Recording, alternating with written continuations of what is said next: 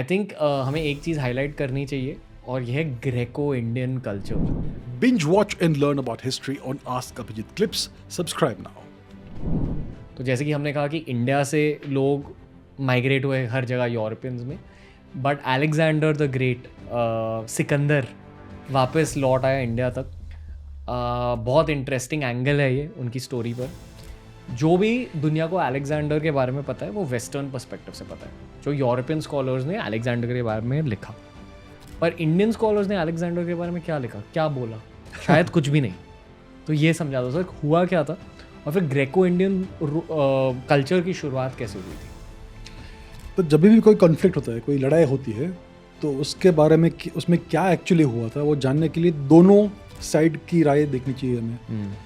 तो आज जो अलेक्जेंडर के बारे में लिखा गया है वो सब ग्रीक पर्सपेक्टिव है। अभी इंडियन पर्सपेक्टिव क्या है, तो इंडियन हिस्टोरियंस ने या इंडियन रिकॉर्ड्स में अलेक्जेंडर का कोई भी मेंशन नहीं है, एक भी नहीं है।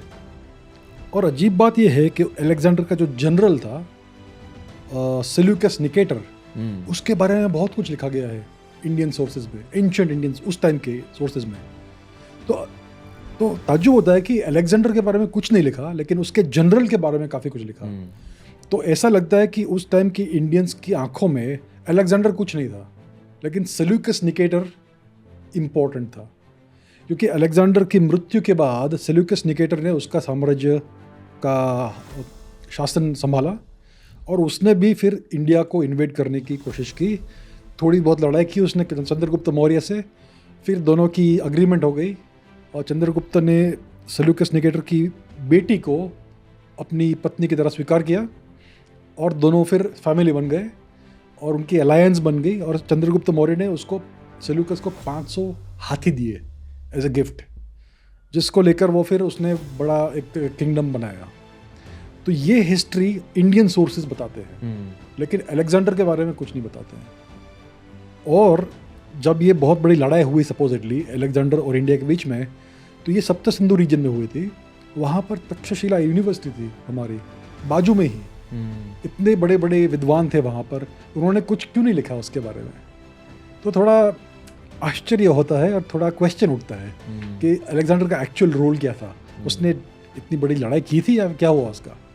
तो एक्चुअली क्या हुआ है, और ये एक रशियन स्ट्रेटेजिस्ट है मार्शल ज़ुकोव, उन्होंने भी ये लिखा है कि मोस्ट लाइकली अलेक्जेंडर को बहुत बड़ी हार हुई थी इंडिया में, बहुत बड़ी पराजय मिली थी उनको, और वो बहुत बुरी तरह से घायल हो गए और वापस जाकर ईरान में उनकी मृत्यु हो गई। मोस्ट लाइकली ये हुआ था। लेकिन this is the beginning of the Indo Greek era, क्योंकि अलेक्जेंडर के बाद सेल्यूकस निकेटर ने ये साम्राज्य संभाला, वो काफ़ी बड़े किंग बने। उनके मृत्यु के बाद उनका किंगडम टूट गया, क्योंकि इतना महान लीडर था नहीं उनके पास। फिर वो जो छोटे छोटे गवर्नर्स थे, उन्होंने अपने छोटे छोटे किंगडम्स बनाए, और ये नॉर्थ वेस्टर्न इंडिया का रीजन है, Gandhara, present day Pakistan et cetera. तो ये इंडो ग्रीक कंट्री बन गया, वहाँ पर छोटे छोटे किंगडम्स हुए। एक बड़े महान किंग थे उनके, मिलिंद, जिनको इंग्लिश में मिनेंडर कहते हैं, जो पहले हिंदू थे फिर बुद्धिस्ट बन गए, उन्होंने बुद्ध धर्म का एक्सेप्टेंस किया एट्सेट्रा। तो उन्होंने काफ़ी सारे डोनेशंस किए ईस्ट ऑफ इंडिया में, बिहार तक बड़े बड़े स्तूपा बनवाए एट्सेट्रा। तो ये बहुत विद्वान थे, बहुत ही अच्छे महाराज थे। मिलिंद, उनको मिनेंडर कहते हैं इंग्लिश में। तो ये इंडो ग्रीक्स है। तो 200-300 साल तक उनका ये साम्राज्य रहा, छोटे छोटे किंगडम्स इन नॉर्थ वेस्टर्न इंडिया। और ये जो गुजरात में एक जूनागढ़ नाम का एक नगर है, सिटी है, जो शायद पहले योनगढ़ कहा जाता था, मतलब ग्रीक सिटी, ग्रीक फोर्ट्रेस। तो शायद वहाँ तक ग्रीक लोग का इन्फ्लुएंस था। तो इसका मतलब ये है कि नॉर्थ वेस्टर्न इंडिया के जो लोग हैं आज, उनमें थोड़ा सा फ्रैक्शनल ग्रीक एंसेस्ट्री हो सकता है, क्योंकि वो काफ़ी टाइम तक यहाँ रहे थे। और बेसिकली ये इंडो ग्रीक्स थे, सिर्फ ग्रीक नहीं थे, क्योंकि उन्होंने इंडियंस से शादी की, विवाह किया, और बेसिकली इंडियन ही बन गए। तो उनका जो साम्राज्य का जो डिक्लाइन हुआ, तो वो वापस ग्रीस नहीं चले गए, they assimilated with in the Indian population. तो ये एक इंटरेस्टिंग चैप्टर ऑफ हिस्ट्री है, इंडो ग्रीक पीरियड। उनका कल्चर दिखाई देता है अकॉर्डिंग टू? उनका कल्चर इंडियन कल्चर था। ओके। जब वो आए थे तब वो ग्रीक थे, लेकिन फिर वो घुल मिल गए इंडियंस में। जब ये मिलिंद नाम के जो राजा थे तो he was a Hindu initially, वो वेदों के बहुत बड़े ज्ञानी थे, फिर बाद में उन्होंने बौद्ध धर्म को अपनाया और वो बुद्धिस्ट बन गए। तो ये बेसिकली उनका कल्चर यही था, इंडियन कल्चर ही था ये। और सर अगर हम ऐसे इंटर कल्चरल बातें कर रहे हैं, I think we should highlight point number 9 which is king Kanishka. फिर से हमारी हिस्ट्री टेक्स्ट बुक्स में इनके बारे में ज़्यादा कुछ सिखाया नहीं जाता, फिर भी चंद्रगुप्त मौर्य के बारे में सिखाया जाता है, पर कनिष्का के बारे में इतना नहीं सिखाया जाता। वो एक हन थे और राइट नहीं, कुषाण थे वो, कुषाण। कुषाण क्या होता है? Kushan are the eastern most Scythians. ये जो स्कीथियन लोग थे वो बेसिकली एक इंडो ईरानियन लोग थे, नोमैड्स। वो जो पूरा सेंट्रल एशिया रीजन है, Kazakhstan, Tajikistan, Uzbekistan, Turkmenistan, Ukraine, ये पूरा रीजन उनका साम्राज्य था। उसको पहले स्कीथिया बोलते थे। तो उसका जो ईस्टर्न मोस्ट ब्रांच था वो ये कुषाण लोग थे, जो आज जो चाइना का शिंजियांग रीजन है, तारिम रिवर है, उसका जो बेसिन है बहुत बड़ा, वहाँ पर उनका ओरिजिनल साम्राज्य था। कैसे दिखते थे वो? दिखने में Indo European, more like European जैसे, लेकिन उनका जो डीएनए है, जेनेटिक्स, वो R1A1 है। मतलब इंडियन ओरिजिन डीएनए है उनका, इंडियन ओरिजिन पैट्रिलिनियल लिनिएज है उनका, वंश है।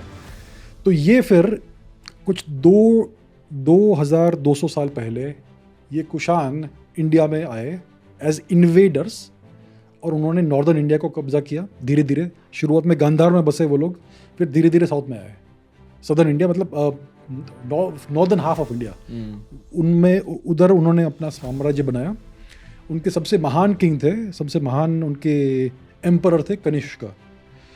तो ये जो कुषाण आए, इन्होंने इंडिया को कॉन्कर किया और फिर ये बहुत ही हारमोनियसली इंडियन पॉपुलेशन में घुल मिल गए, क्योंकि उनका कल्चर वही था, इंडियन ही था, उनका एंसेस्टर भी इंडियन ही था। तो ये एक्चुअली फॉरेनर नहीं थे, कल्चरली और लिंग्विस्टिकली इंडियन ही थे। थोड़ा लैंग्वेज थोड़ा अलग था, लेकिन कल्चर वही था। ओके, तो कनिष्क उनके सबसे महान सम्राट थे, महाराज कनिष्क। और कनिष्क ने बहुत बड़ा एक साम्राज्य बनाया। उनके अगर आप कॉइन्स देखेंगे तो उसमें शिव भी है, बुद्ध भी है, सब कुछ है।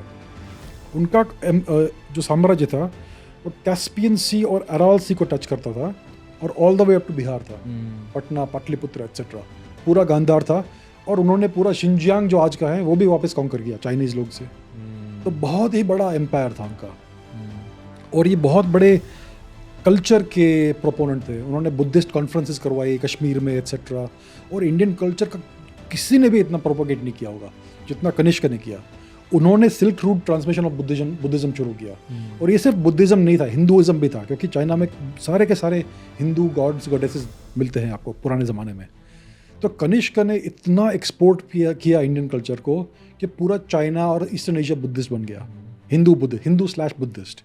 तो ये सब कनिष्क का इनिशिएटिव था। तो इतने बड़े मिलिट्री कॉन्करर थे और इतने बड़े एक्सपोर्टर ऑफ इंडियन कल्चर भी थे। उनका लॉजिक क्या रहा होगा?